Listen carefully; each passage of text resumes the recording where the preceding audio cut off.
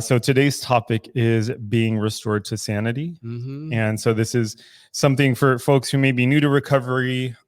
Being restored to sanity is basically what we say happens to us when we stop drinking and using and we start working the steps. Yeah. To make that more relatable, being restored to sanity, if you're not in a 12-step program, that just might be like you regaining your peace of mind or some semblance of like groundedness. But so when we talk about being restored to sanity, we're talking about, in the best case scenario, what happens when your life starts to get back on track, when you put down the drink, put down the drug. Absolutely. And it's not like the first thing you see is sanity. And it's like, it's not tied to necessarily this idea of you once being insane. That's not it. It's about this obsession that we had with alcohol and drugs. And when you reach that point where, you know how some people say, I'm recovered from that hopeless state in mind.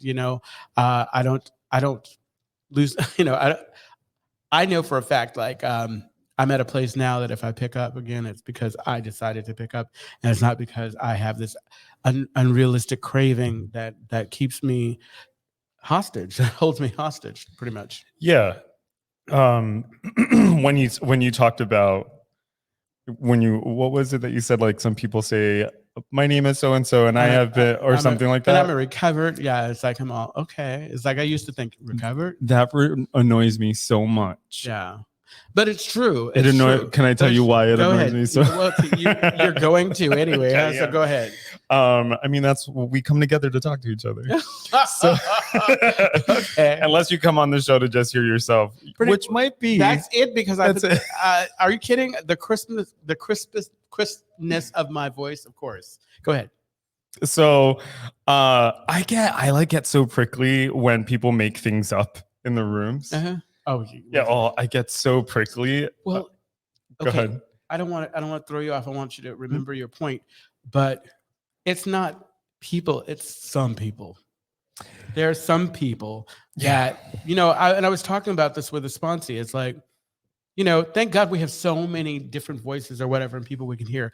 And we're only supposed to reach and connect with the people we're supposed to reach and connect with. Yeah. But there are some people that no matter what, I don't know whether or not it's past experience or whatever, they represent something in my life or whatever. They open their mouth. Somebody I love could say it and I will be completely, wow, that's amazing. And they open their mouth and say, you are the worst person alive, Yeah, I will acknowledge right here, right now, in front of all these lovely people and I know I'm the problem. You know what I mean? Like, I know that if I'm annoyed by something, person, place, or thing, it's me. I get that. And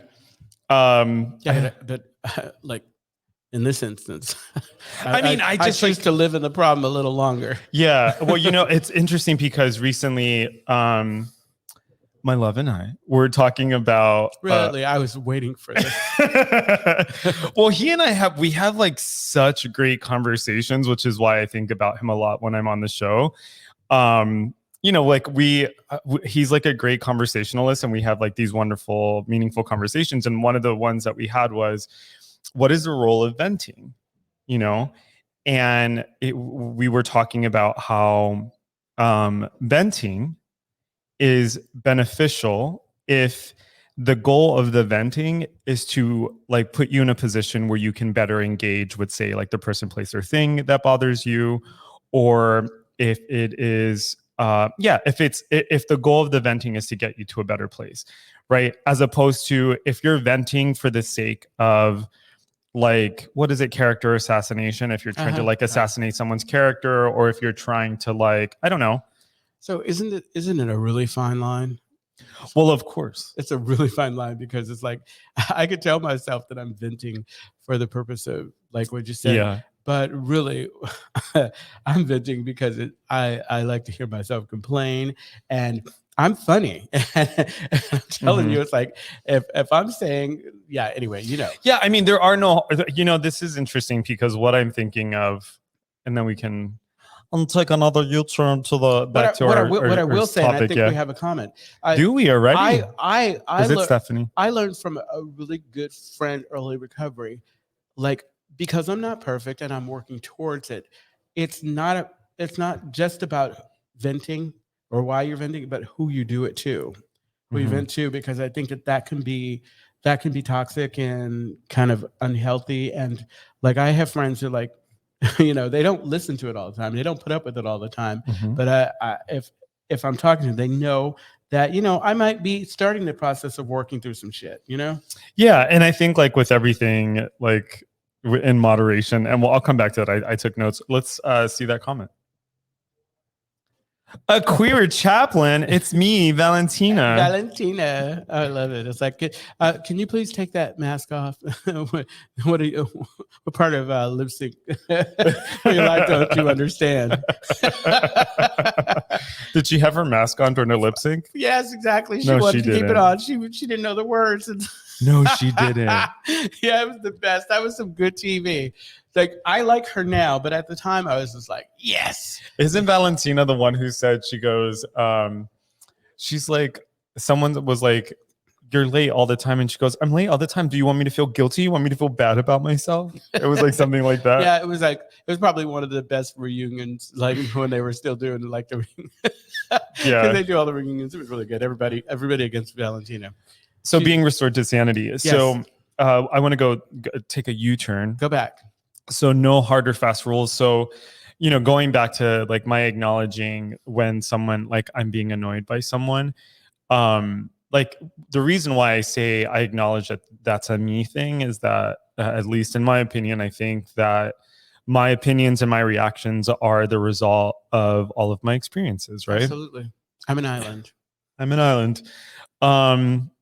And then the other thing I was thinking of is there's also like the biological processes involved in what happens to us when we're venting, right? Like, so we know that venting is good for us because it alleviates some of the pressure in our brain.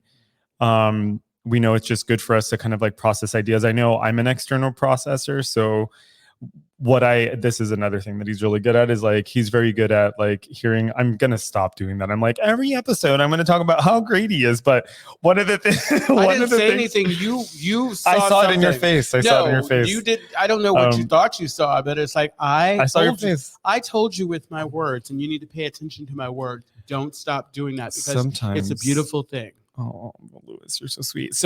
So thank you, Louis. So what I was thinking of is, I will talk shit. I know, you see, this is what I mean. You give me a little, then you take a lot, then you give me a little, then you take a lot. You thought you were safe, and then you're not. I'm an external processor, and so I need to, like, whenever I have thoughts and I'm trying to work something out, like I just have to kind of like vocalize it. And then what ends up happening is, as a result of vocalizing it, like I start to be able to connect things, right? Yeah, it's like, that whole thing with like, it doesn't become real, or you don't, until that point when you open your mouth and you say it, and then sometimes you hear it's like, this sounds like fucking stupid. Our friend Juan, yes, the DJ. He's been on the show before. He's my sponsor brother. Oh, he's wonderful. So I got to chat with him for the first time not too long ago at the Art for AIDS event. He manages. He asked for your number. I gave it to him. Yeah. So he's so wonderful. So he told me about this book.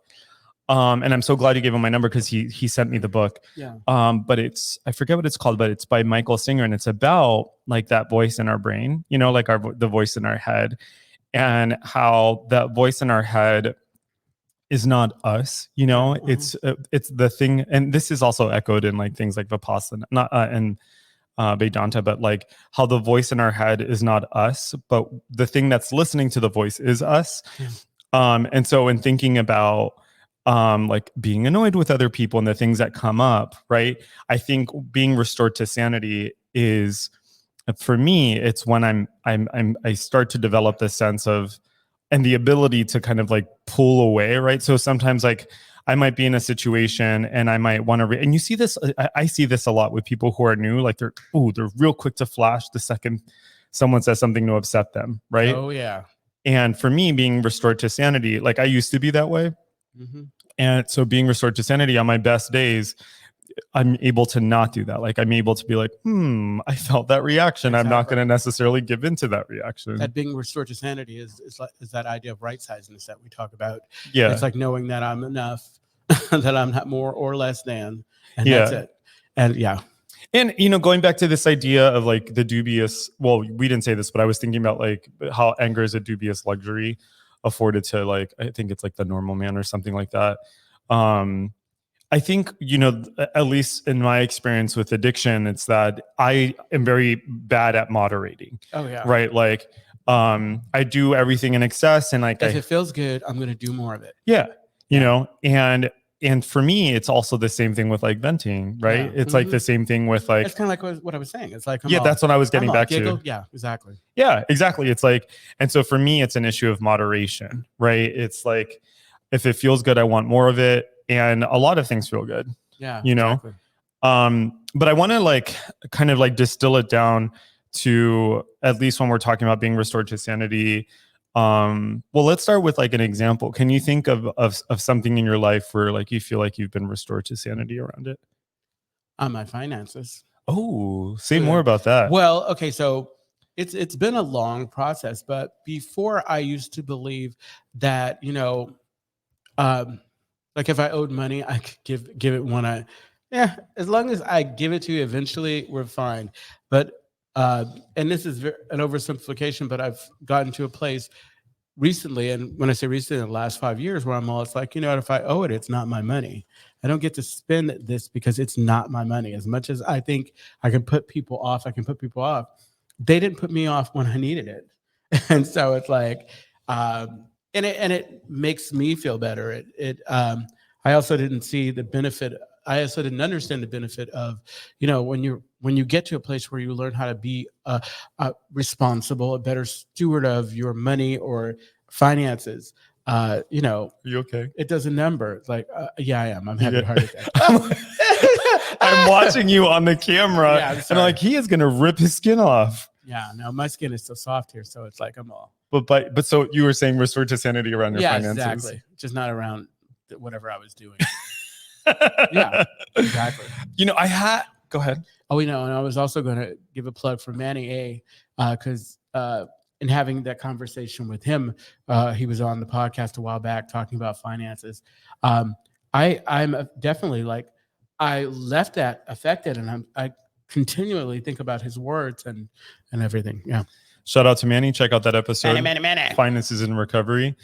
So if you're listening and you're new to recovery, I want to add one more thing about being restored to sanity. I think like the easiest way of thinking about it, or maybe the most approachable way of thinking about it, is being restored to sanity. And the way I interpret it is having peace of mind.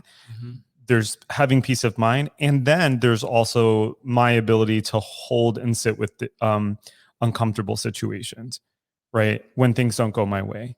Right. So there's peace of mind and coming back to peace of mind. And then there's also my ability to create peace for myself when I'm uncomfortable. Right. And so one of the things I know about drinking and using is that when I was drinking and using, there like the things that could actually give me peace of mind were like, obviously, like drinking and drugs. Yeah.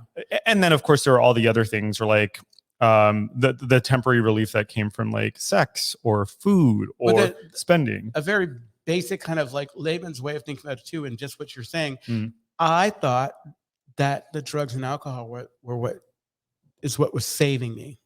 And then once I flipped, my restoration of sanity was once that switch was flipped, and I realized that they were killing me. Mm-hmm. And they were killing me. And that, it's interesting because I always think it's like the easiest, toughest decision you make when you start to realize, oh, this is what's been going on, because like wires were crossed. Yeah. I think so the reason why, so what's been happening for me a lot recently is I've been realizing like the peace that I have from being sober, right? And I don't know why it's taken this long, but what I'm realizing is that when I have routines in place around my recovery, so this is like checking in with my sponsors regularly. Mm-hmm. So I have designated days for all my sponsors, going to meetings regularly, doing step work.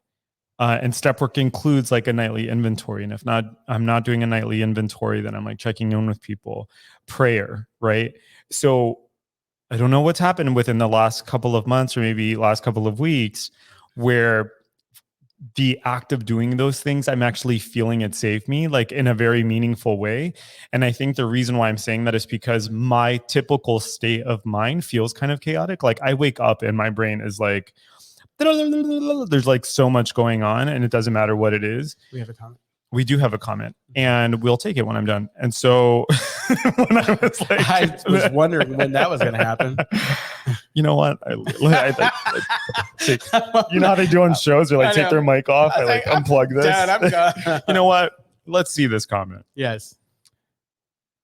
Jaylon. Jaylon, you're so like it was you. I was going to be like, is this comment even worth it? But it is worth it because it's from Jaylon. In early recovery, I would go to step study meetings all the time. And when we would read step 2, I always thrown off by the being restored to sanity part because life has always been insane. Recently, I went to a meeting and heard someone say they substitute the word sanity for present, which when I focus on the present moment and I'm able to acknowledge how far I've come, I've had enough time away from the drugs and in turn have confidently gained some type of clarity or sanity, if you will. And absolutely. I will not. I like that. I like that idea of changing the present because I think that a big way to start the process, we do the work. We start to work with the sponsor or whatever we do, and we start to acknowledge how we had been showing up. And a big part of the process, like once we're aware and we get some awareness and some understanding and some acceptance around how we had been showing up, step one, then we can dive into, we can start like living it, and you know what I mean? You know what I mean? Thank you, Jaylene. And I would add to, thank you so much for that, Jaylene. Yes. I would add to that, and being present, what do you do with being present? Right? It's like, what do you, when you're being present, like, what does that mean? Does that mean that you are like, are you yelling? Are you wishing things were different? Or are you like, what are you doing with that, with your presence, with being present, Oh, this reminds me, Eckhart Tolle. I think that's the way you say his name, or Eckhart Tolle. Sounds good. Yeah. He says, if you're bored, you're not present. Yeah. Because if you're fully present, he argues, there's nothing to be bored about. I think that, like, I've always thought, like, in the beginning, when you are beginning to think about what it means to be present, it requires a lot of energy. Oh, it requires a lot of energy, because we're constantly reminiscing about the past, future tripping, especially with us, future tripping. I'm thinking about what it's going to look like to have 10 years or whatever, however many years of recovery, or what it looks like when I no longer have to worry about when I can go into a bar without any drama, things like that. Yeah. Energy. Oh God. I love that you said that because I shared about this at a meeting yesterday. I have a new favorite meeting. It's on Mondays at 8, Big Book Study online. Nice. And yeah, it's a great meeting. And I was talking about how like you can do your 4th and your 5th, and you can do your daily inventory. And I called my sponsor up the other day, and I was complaining about something, and my sponsor says to me, Anthony, it sounds like you did a great job handling that. And in that conversation, I remembered like, oh, just because I'm like working the program doesn't mean I feel good. Yeah. Yes. And I was like, oh shit, like sometimes it really is sitting with like things not going your way or things not feeling okay. Yeah. That's being, that's a good point. This idea of being restored to sanity is like, you know what? We know the difference now between a bad day or the end of the world. Having a bad day is okay. It's just, and it's going to pass. It's going to pass. It's like, and I'm not supposed to be happy all the time. That is not like, I don't know anybody who is, and I don't trust them. Right. Yeah. I think thinking about like being restored to sanity and just people, places, and things in general. I think one of the step one, what I love about step one and the way that I understand step one, and I say that because it may not be like a universal understanding of step one, but to say that like life had become, that I was powerless and that my life had become unmanageable, like what I think about that now is like, I just assume at all times I'm powerless and life is unmanageable, Right. And that's what, we talk about, like regaining that power through God. But the point is that I think I'm restored to sanity when I don't try to manage other people and I realize that I'm powerless over people, places, and things. And in fact, it is when I try to control, or when I try to kind of change people, if I'm being annoyed or something, if I'm annoyed, that's when I start to lose my peace of mind. And I think insanity for me, when I think about drinking and using, is that like I was just terribly unhappy and constantly trying to control things around me and feeling like I had some control of things around me. Imply control, and that's where all the unmanageability came. Yeah. 100%. But it does take a lot of energy to be present. Sometimes when I pray, I don't know if this happens to you. Sometimes when I pray, I like forget that I'm praying. And then I'm like, oh shit, what was I just talking about? And so I've been doing that a lot recently, where like I'm praying and then I notice I stop and then I just kind of like come back. And then the other thing that you reminded me of was self-centered fear, about how a lot of the fear I have, or like the upsets I have in any situation, has to do with self-centered fear. And what I love about the idea of self-centered fear is that the fear is specific to my idea of what myself is. Exactly. Yeah. So yeah, being restored to sanity. I think, what would you say? So you said your finances. Yeah. What about you? With my, what have I been restored to sanity about? Me? Okay. I'm just not used to you asking about me. Whatever. Oh my God. Because I don't have to. Usually you just volunteer. I'm all. You're too quick. Yeah, I was like, how is he going to get out of that one? You're like, why you don't give me a chance to care? So I think my finance. Well, if I'm being open, honest, and vulnerable. Oh, I have one for you. Oh, let's hear it. No, you've been restored to sanity in a lot of ways around relationships. Oh yeah, love relationships. Of course, yeah. I've witnessed you go through it, and mind you, with grace. Thank you. And it doesn't. And this is not always the place where grace shows up. Of course, yeah. Yeah, but it's like, and to come on the other end, and so I would be, like that Reddit. Am I the asshole? I would be the asshole if I was like, okay, now shut up. Don't talk about all this magic, all the good stuff.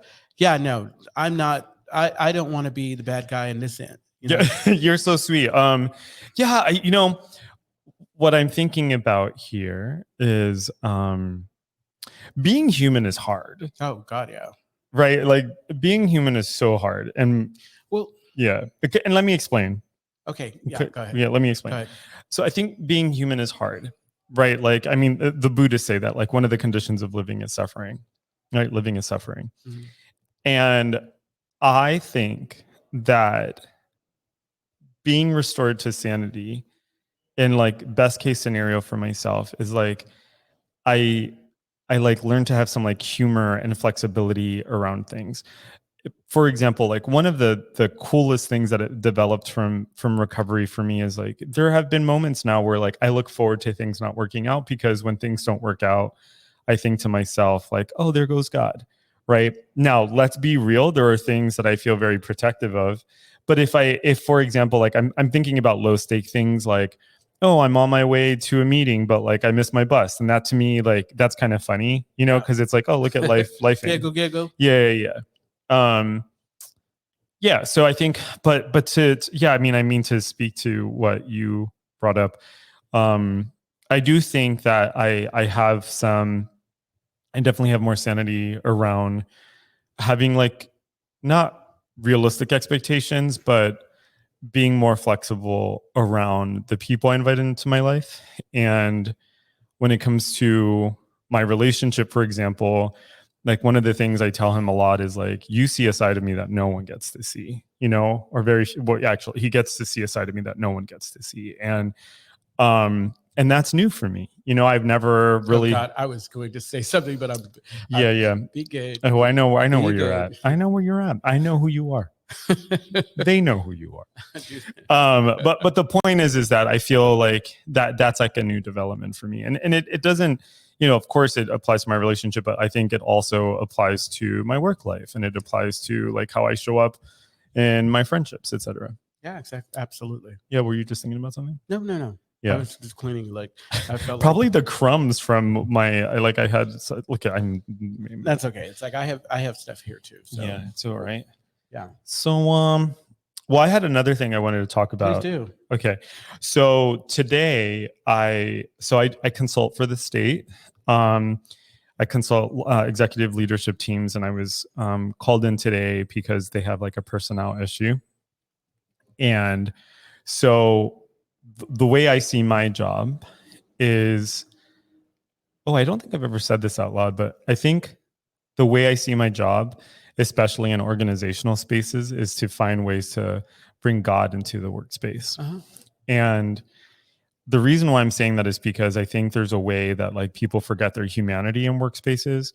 Anyway, so today, like there was a personnel issue that was brought in. Is that okay? Go ahead. When you say your job is to bring God into it, when you are you thinking of this is the interpersonal communication I'm having, or when you work with other people, you talk to them about the idea of bringing God into this? No. So what I'm saying is, when I say no, what I mean is I don't understand what you're saying, and I'll clarify. Yeah. So what I'm thinking of is so like I work with these teams of people, right?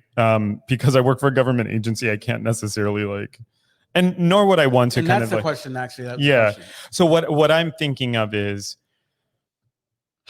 like, all right, I'll explain. So when it comes to like personnel issues, it is very easy for people to start kind of making it about people. Uh-huh. And so what I like to do is, and I believe this is like, I bring people's attention to like systems, right? So I say, for example, like, yeah, there's this conflict here between, say, there's these two people, there's a conflict here, but these two people are operating within a system, and that system is this workplace, and this workplace is shaped by this, and this workplace is shaped by that.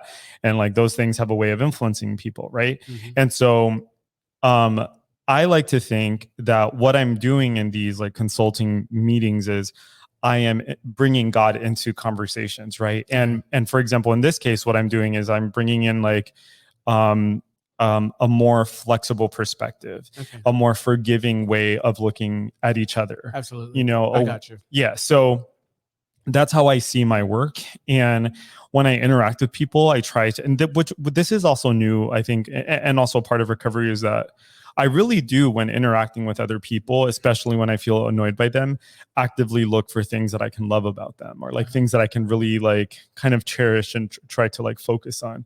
That's very hard, right? It's not like I'm doing that shit every day, but on my best days, I'm able to do it. No, it's a good practice. Yeah, I mean, it's a necessary. I've actually been trying to do that at work. I've been trying to do that work with certain individuals that I just like, they rub me the wrong way from the beginning, and I'm all thinking, you know what's going on here? You know, what about them? What qualities? You know, and it helps a little. It does help a little. Uh-huh. You know. There's a couple of things that I've been doing recently. It's like I ask myself, a year from now, will this matter? Sometimes I do that, or I think about like.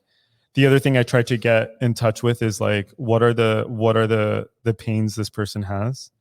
I try to like level it for me. Have you ever heard? I've talked about the atomic bomb meditation. I think so. Yeah, like the atomic bomb meditation. So like, the atomic bomb meditation was taught to me by this guy in Oakland, and basically what you do is you imagine like if where I am was going to get hit by an atomic bomb, what would matter to me in this moment? Mm-hmm.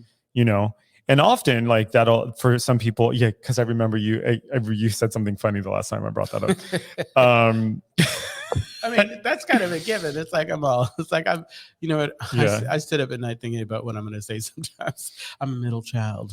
Yeah. I mean, that you have like a comedic mind. I mean, comedians, a lot of my favorite comedians, like they walk around with a notepad and like they'll write down like the ends of like punchlines, or like, my notepad.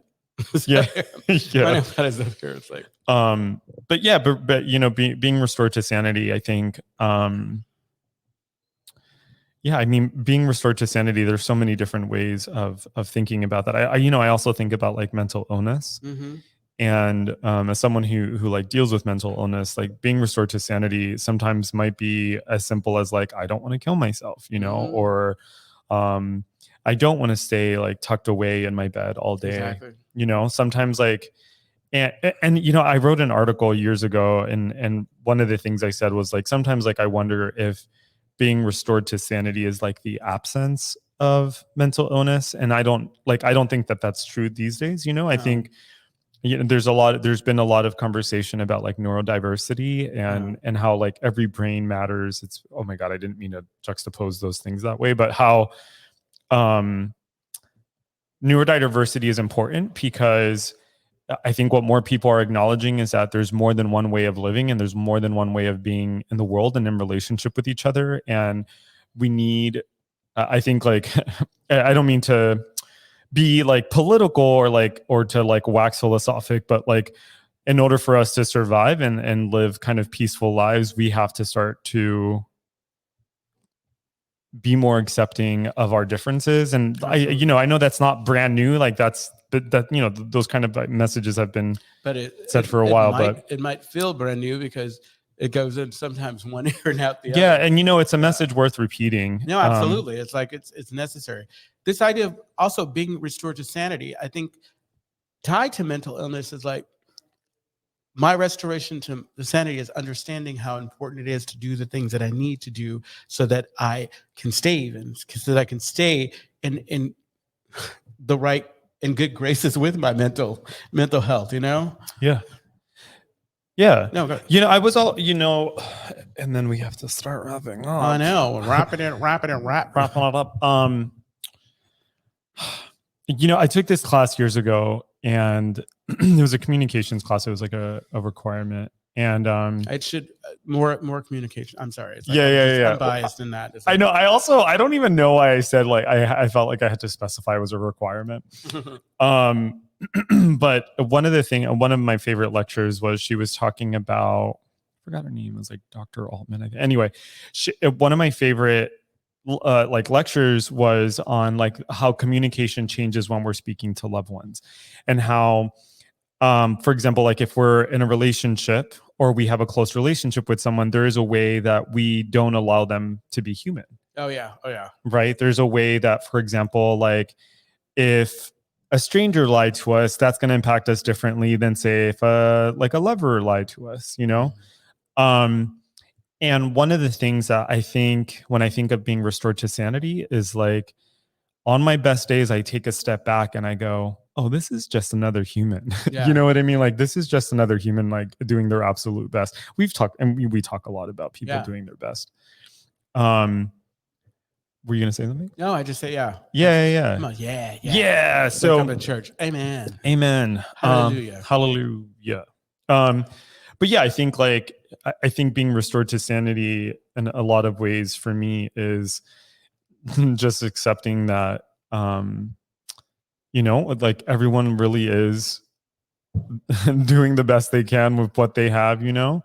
And then I'm doing the best that I can. Yeah, it's the same, you know, same. That's, oh gosh, that's such a good reminder, Louis. Mm-hmm. Like, we're all really doing the best we can. You know, if you woke up today and your eyes are open and you're listening, absolutely. You're doing a great job.